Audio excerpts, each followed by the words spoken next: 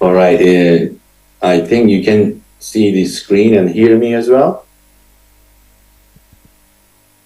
So thank you very much to organizers to invite me to talk about xenotransplantation. So in the next 20 minutes, 30 minutes or so, I will talk about the experience and update and special attention to liver xenotransplantation. These are my disclosures. I hold some patents on xenoantigens, 3D bioprinting, and some data not published yet. So the organ transplantation can happen to anyone, but there are also some certain individuals that we all know, like Steve Jobs got liver transplant, and many others. Only this is the United States. Of course, every country has their own, but you can see the heart transplant and the liver, kidney transplant. So there are so many. So this end-stage organ failure can hit anyone.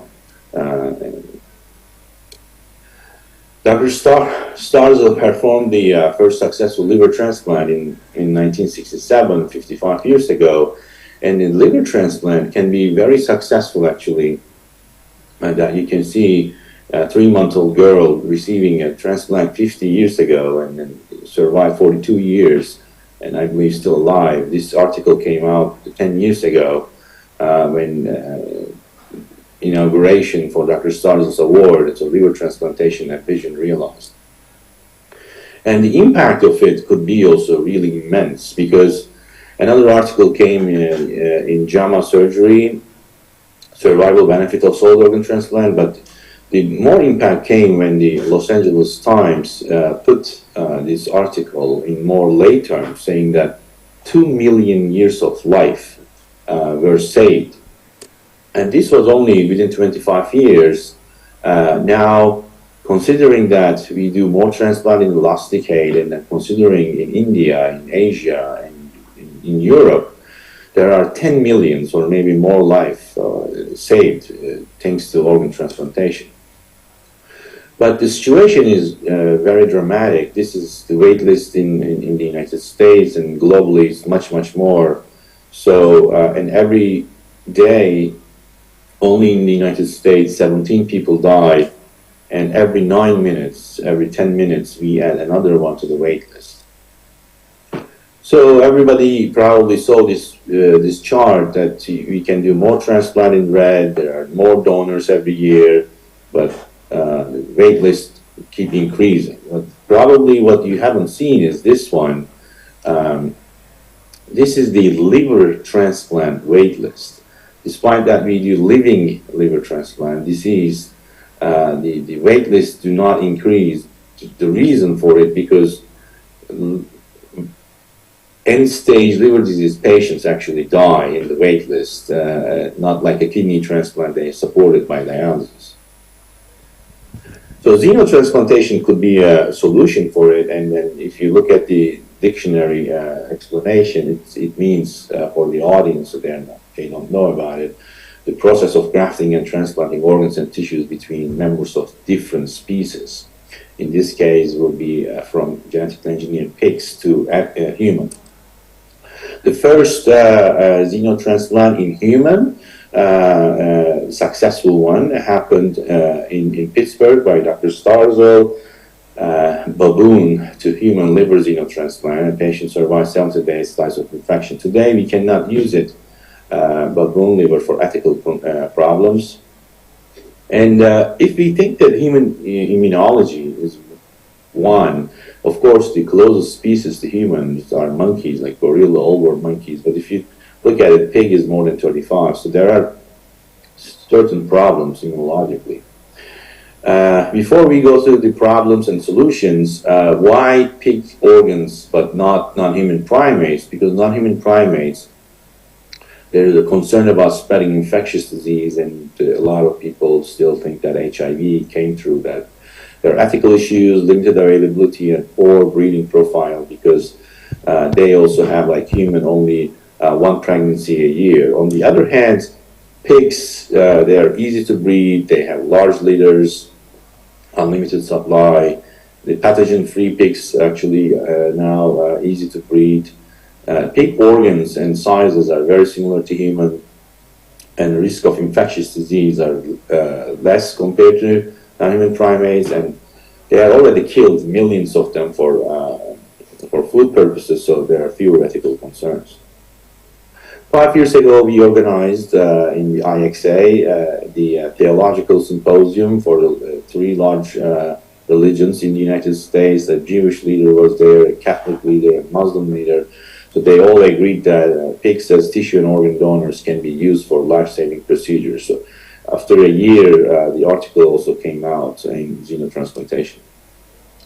So there are certain barriers, of course. Not everything is good that you can take the pig liver and then transplant it. There are immunological barriers that mainly xenoreactive antibodies, and especially in case of liver transplant, coagulation proteins come from the liver, and cellular immunity, as of now, is less of a concern because of the immunosuppressive regimens that we have availability.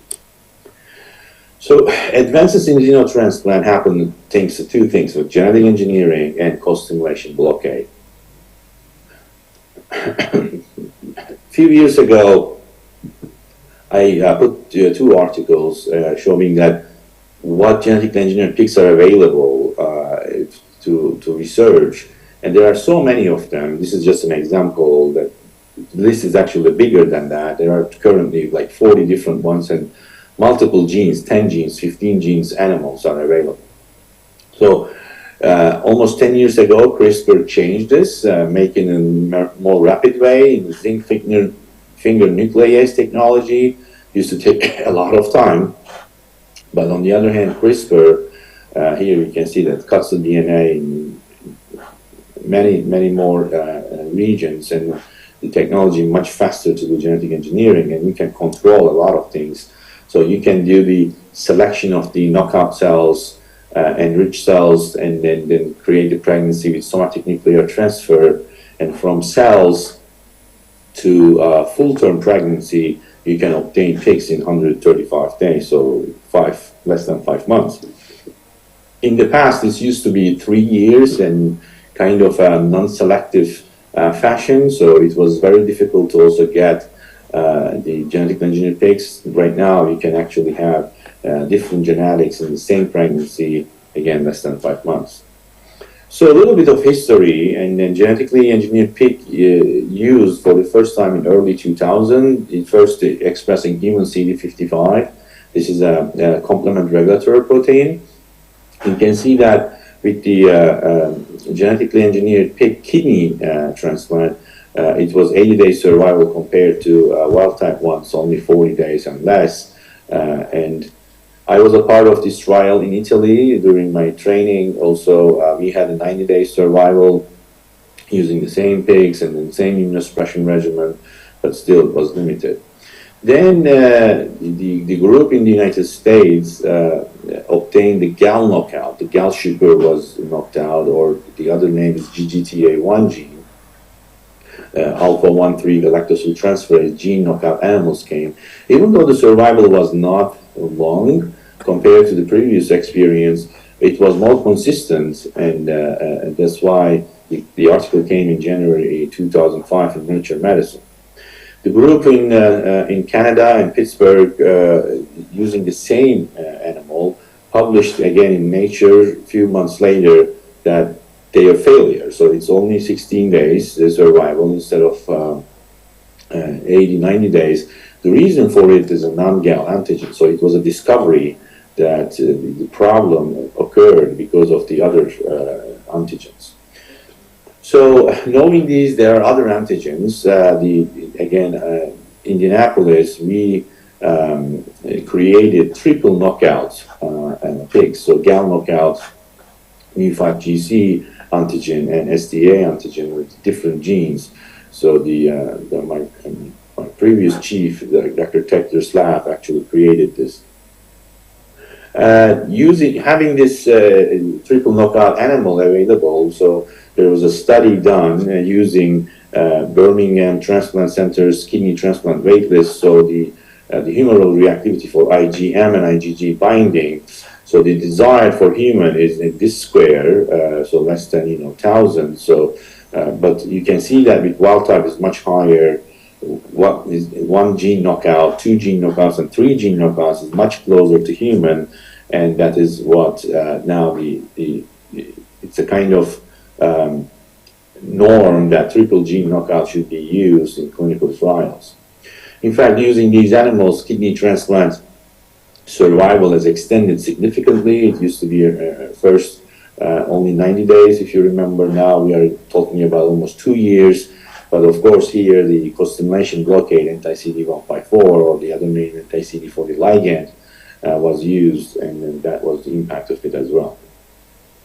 I was asked to talk almost a year ago the impact of costimulation blockade in solid organ and islet xenotransplants in IPTA meeting, and I'd like to show that this is a seminal paper, that 900 days survival in heterotopic heart xenotransplant. It's an immunological model. And you can see that there's an induction as well as a maintenance. This anti-CD40 this time was used. The reason for that, that anti-CD40 ligand has some complications like stroke in humans, so it was stopped and it's not FDA approved. So this paper came in 2016, and in 2018, using the same immunosuppression protocol, the German group this time used the life-supporting heart xenotransplantation, and the goal was to get 6 months survival, and they achieved that actually in certain animals, a number of animals. You can see here more than 200 days. So that was actually the base study that you may have heard, that heart xenotransplant happened in human this year, early this year. So I'd like to show you that as well. So before we go, some just recent news. In one case, I'd like to show you also, because of the audience, also liver xenotransplantation. So we published that actually several years ago, which patients might benefit in a special article in Transplantation Journal, the bridge to allotransplantation, in case that acute liver failure happens and then you still don't have the human liver. And we came out with some proposed inclusion and exclusion criteria at that time. I also looked in the past the world experience of genetically engineered pig to non-human primate, and this is our experience. It's 10 animals that time. At that time, it was only GAL knockout and 2 genes animal were available. The longest survival at that time when you do orthotopic transplant was 6 to 7 days, and in one case they had 8 days with non-clinically applicable immunosuppression protocol. It was very heavy. But if you do auxiliary, you can go up to almost 2 weeks that time. And we also showed that there was no hyperacute rejection when you use the genetically engineered animals. This is a liver biopsy from the animal just before the abdominal closure. You can see that everything looked fine. We, of course, studied very carefully the liver function test, coagulation parameters, porcine coagulation factors, because now it's the pig liver in it, and then liver protein production, as well as the specific liver proteins. And I'd like to show you some examples. Like it happens in human, because of this chemical perfusion injury, the transaminases go up and then come down to normal within a day or two. INR has been also very stable, less than 2 throughout the study. We look at the many coagulation factors. This is an example with the half-life, very short half-life, factor 5. So you can see the normal human here and the normal baboon. They are very similar, but on the other hand, pig normal is actually very high for factor 5. Immediately after transplant in the baboon blood, we can detect the pig factor 5. It's very high. We specifically look at the pig proteins in baboon plasma, since they come from the pig liver. But you can see that the antibody we used was very specific. All these are the proteins that are produced by the liver, very specific to pig. On the other hand, baboons did not detect. And after the transplant, everything comes from the pig. You can see it was a faint first day albumin, but it's very strong, and as well as the other proteins. But the animals started having severe thrombocytopenia. The platelets were gone from the circulation. And we look at also very quickly, this happened as quick as 1 hour after reperfusion. We looked very carefully why this happened in several certain studies. Most of the time we've seen that this is a liver biopsy with confocal microscopy. These are the sinusoids, and you can see the red platelets and the green PBMCs. They clump in the sinusoid and then basically injure the liver. I also looked at all the other organs, so they usually clump in different organs as well, and then create spontaneous bleeding, so that we don't have a long survival. Again, in Indianapolis, with this in mind, with thrombocytopenia, how to avoid it, the ASGR1 knockout pigs are created. This is a liver perfusion study using those pigs. You can see that compared to wild type, more platelets stay after this is only 2 hours perfusion, very significantly. And then also the same group, Dr. Tecker's group, also looked at time the other genetically engineered pigs' livers in the perfusion study. Better that your genes are, the more platelets remain in the circulation. This is only 50 minutes, but you can see that almost 50% stay compared to wild type, only 10% stay at that time. Then the group in Harvard, MGH, a friend of mine, Dr. Wagafi, did this study with others. Although that the survival was only 7 days, you can see here, day 4, day 5, they showed actually here the longest survival was 7 days. They used the human coagulation factors that they give externally. And then in the study, they conclude that platelets spontaneously recovered, TMA prevented, and then 66 less blood transfusion need. But again, the survival was limited to only 7 days. So with the same protocol, what they changed is that anti-CD40 instead of the other immunosuppressive regimen, so they used co-stimulation blockade, and they got the longest survival in the liver xenotransplantation is 29 days. You can see here the AST, ALT, and then total bilirubin, 29 days, and blood counts on the lower panel. The platelets are red. It's, thrombocytopenia happens first few days, and then with their help, they recover it. Now the platelet counts are normal, and again, when it started failing, it started dropping, but then the animal died. They had actually 2 cases, they did 4. You can see that 2 animals, despite that they used the human coagulation factors to stop that. In 2 animals it failed, in 2 other it went up.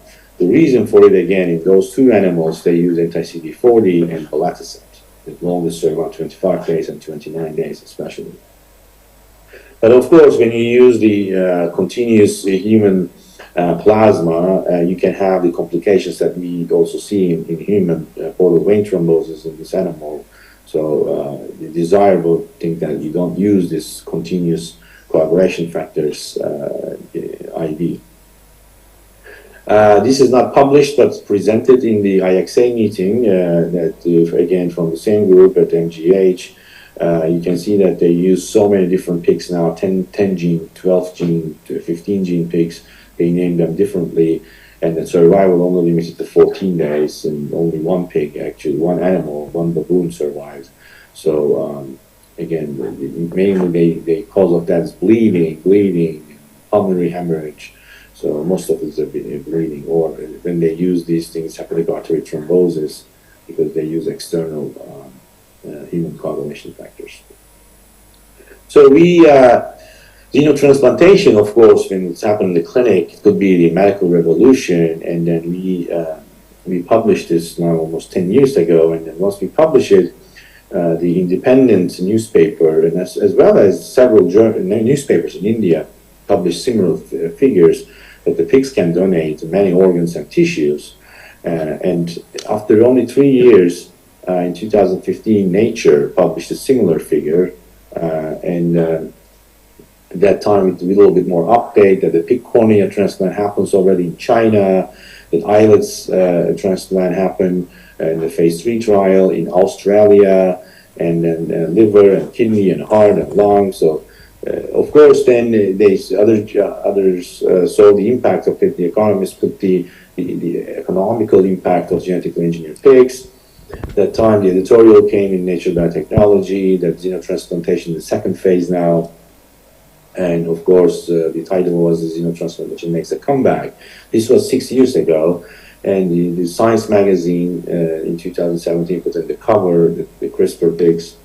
And most importantly, I'd like to show you this, that now from the scientific journals, we came to the normal humans that read the New York Times magazine. So they put this, so everybody, the normal people can read it, that 20 Americans die every day and pigs can save them. And again, another one that it's not scientific journal, it's just a normal journal that put this, that organ shortage will soon get worse. But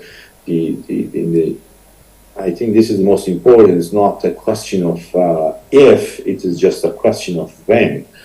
So everybody knew that it would happen. And we show these survivals with the longest, with islets, normal cells. Of course, when you use tissue, it's much higher.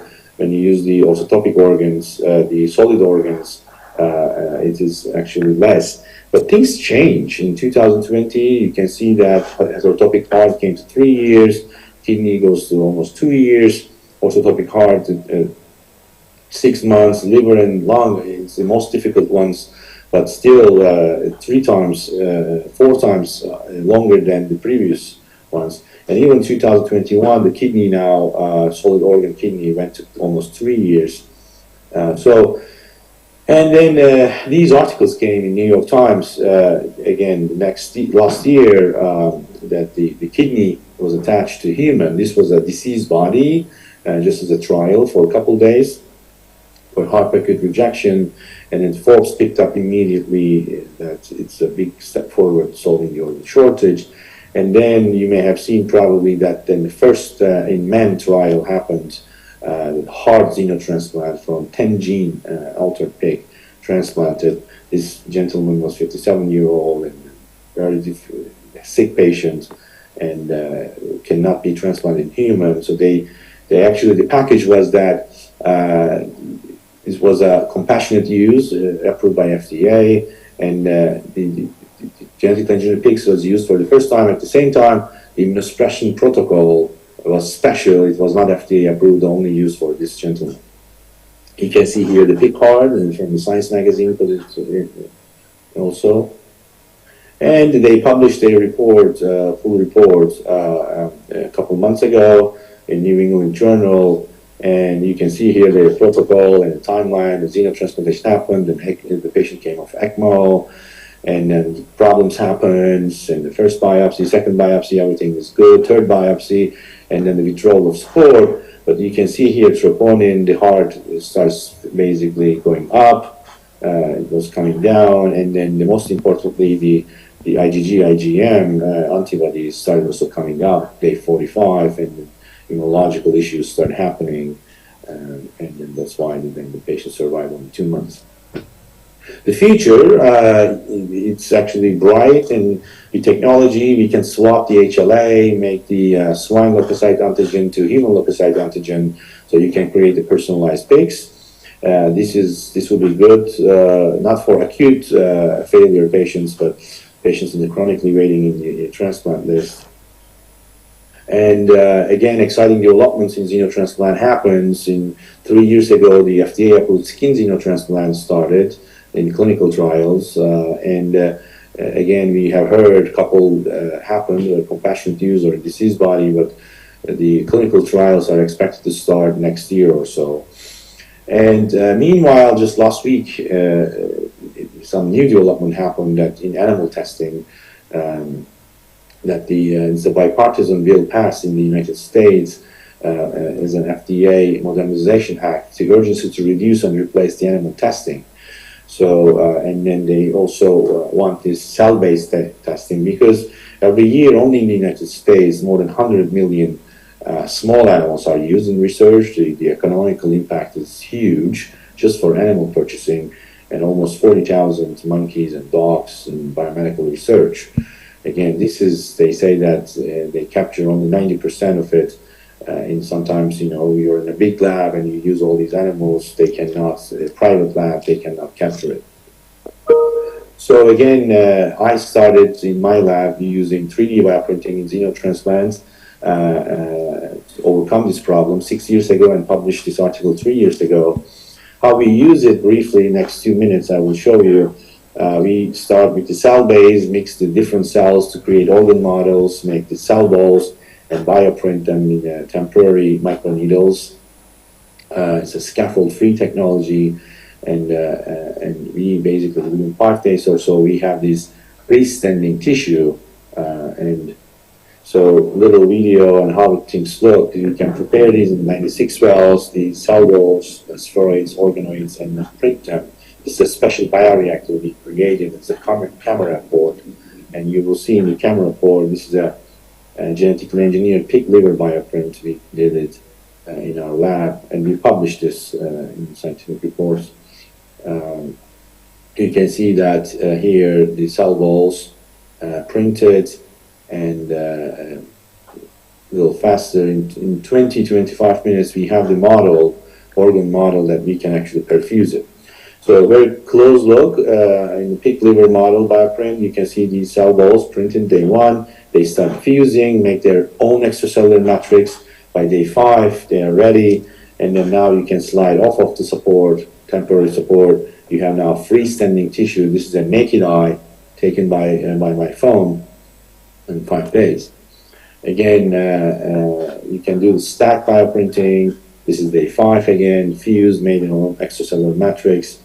Again, microchannels, and by day 5, freestanding tissues.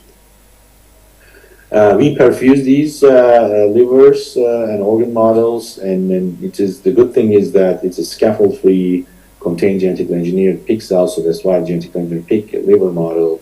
It continues to perfuse that time for 1 week, and then it's 3D bioprinted bioreactor we have, and of course it was very time. It saved us very important time and also budget, because it was fast and we don't have to do the pig physically each time we do the genotype changes. We doing more in the genotyping, genetic engineering. So it's from a triple knockout, we went to 5 gene knockout, now SLA knocked out, in order to prepare ourselves also to express the human leukocyte antigen as well, but also for immunological privilege. Beta-2M is knocked out.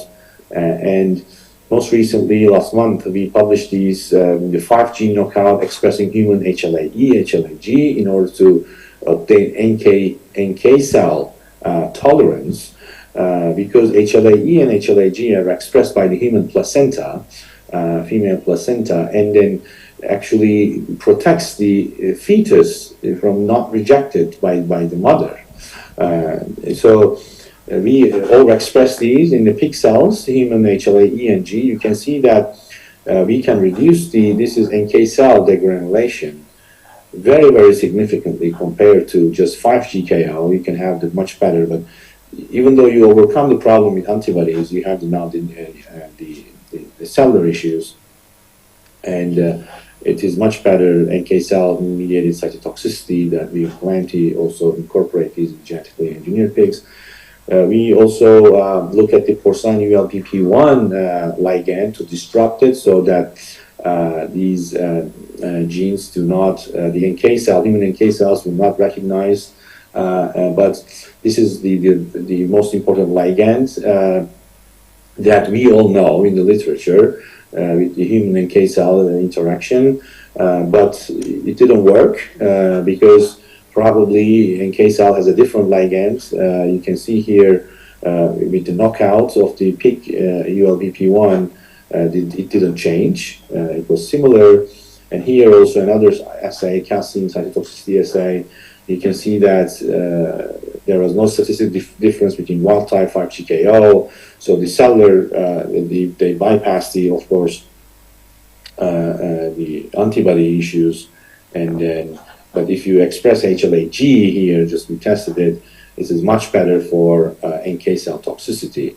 So cell pathway and then the antibody pathway completely different. We are now modeling livers with 5 cells, not just 3 cells. We are up to 5 cells. You can see here in different conditions. They are all viable. Look at their viability also in these liver models with different functions, as well as these are all cholangiocytes. They're the most difficult cell line to keep up with other cells. So these are all cholangiocyte markers. They were all there. So we were very happy. This data has been published. We published in Organoid Spheroids a model to study also different liver diseases, cholangiocarcinoma, hepatology, showing some examples, and as well as in the real world what we have done. Again, in conclusion, the future of organ transplant is actually bright with xenotransplant and 3D, eventually in the very long term, 3D bioprinted organs. We are right now doing only a model. So there is no need to discuss then the organ trafficking, and you will have unlimited supplies. And if one day you can print with the self cells, 3D bioprinted organs, then you don't even need immunosuppression. Again, every journey begins with an inspiration. My inspirations are Dr. Starzl and most importantly, Dr. David Cooper, my lifelong mentor from in the Xeno lab in transplant immunology. And I am finishing with this sentence of Dr. Starzl when he first started liver transplant. History, it was said 40 years ago, history of medicine tells us that the procedures that were inconceivable yesterday and barely achievable today often become the routine of tomorrow. Thank you very much, and I look forward to your questions. So, thank you, Dr. Ekser. Can you hear us? Can we have him on the Yes. screen? So great talk, and we could see a huge amount of publications on xenotransplantation, and you took us on a wonderful journey. And I think this year has been exceptionally great, especially the pig heart transplant to the human, and the heart surviving for 61 days, as you showed. And there was Yes. a comparison that the first heart allograft survived for 18 days, and then the patient actually didn't die from immune-related issues, but he died of pneumonia. And the first xenotransplant survived for 61 days. So that's a huge leap, and we're looking for exciting time. So, Dr. Ekser, most of the time you have spoken about the acute issues happening in the immediate period, but in the xenotransplant, the major criticism comes from we don't have adequate knowledge and experience to know what happens later in the immune complex front, cellular immunity, late rejection. All this we neither have evidence and nor have prediction models. What will happen to those? So when we look at the, it's true that organ pool will expand. At the same time, in organ transplant, we are looking for longevity. So do we have a clear evidence or prediction model to say that, let us say we tackle the problems now, what the acute problems or humoral immunity issues, the graft is going to survive. Do we have evidence or prediction models? We have some evidence, definitely. First of all, I should say it's good examples on the first heart and the first in allotransplant and first xeno is surviving only 18 days and 60 days. So now we are so used to success, right? You do in India so many living liver transplants, and then first year survival is 90%. I mean, so we are used to all these successes that anything fails in these, if you think the evolution of it, the pigs and the human, you say, oh, only 60 days, we cannot do it. But we forget the past. This is how it started in allotransplant as well. So the evidence you ask, we have now 3 years of kidney xenotransplant survived in a monkey.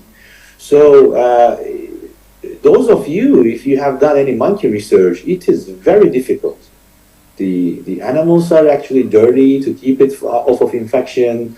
The maintenance of animals are very difficult. They don't take medications. So you need to put, I work with them, so you need to put a very long central line so you don't have to sedate them each time to give medication. But there's very long lines, central lines get infected. So, and animal rights, I mean, you cannot keep operating. Think about the human, that you have complications, you can do surgery, and fix the problem. In animal, one complications, then you're done. The animal rights, you need to euthanize the animal. So there are so many difficulties in animal research, in large animal research, and I showed you it will be even more because this bill passed that we cannot use so many animals and so much expense. And if I pick up small animals showing that, oh, I have 5 years survival in rats, it will say this is not translational. You have to go to large animal model and then do that. Again, there are so many hurdles, but I believe many more labs now, not just single lab, different labs over the, actually over the world, I would say, in Australia, in Europe, showed long-term survivals in xenotransplant that finally the attention goes to the public, not just the scientific, like among us, that we read nature, we read science, we read New England, but the other people read magazines, internet. They don't go to these scientific journals. So now the news started coming in the normal media to the public. So the publics are they are getting ready. So I think we will see clinical trials soon in selected, of course, patients. Still, there is concern of this. We don't know if the solid organ. There will be some zoonosis, infection transfer from animal to human. For many years, everywhere in the world, we use the pig valves and no infection has been seen. But still, they think that these are decellularized and the huge organ, it can happen. So I think limited kidney xenotransplant will start and we will learn from that.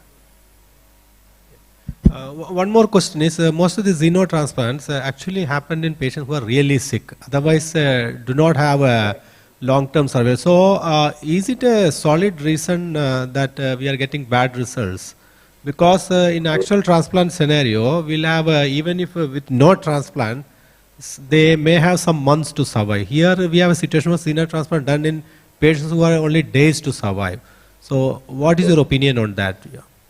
Well, that's a very good question, and that's discussed now. Every time we do a international xenotransplant meeting, we invite FDA folks. It's a special session, and we also raise these concerns. Each time it's very sick patients, and then suddenly the media and the public's attention or their thinking would be different. Like you said, well, it's a failure because we chose maybe the very sick patient.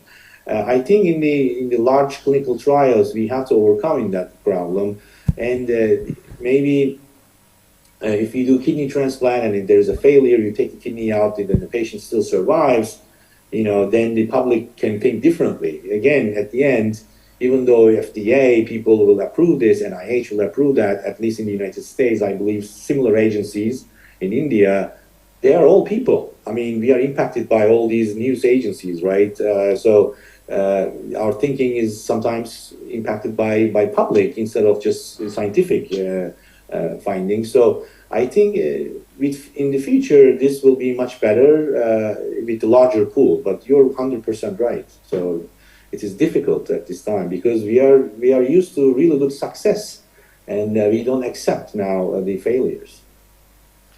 Yeah, Dr. Burcin, thank you so much for a very enlightening talk. Maybe the public perception will drive the government to make laws which are more friendly to animal research. You never know how it works. So on behalf of the Indian Association of Surgical Gastroenterology, we thank you for joining us online. Maybe next year, who knows, if you are up to it, we can get you over right here. Yes, this year, as you know, they opened these face-to-face meetings, and I already had so many. And I've been to India once, and I really wanted to come and be with you guys. But next year, I hope to visit. And thank you again for your kind invitation. Great to have you. Thank you so much.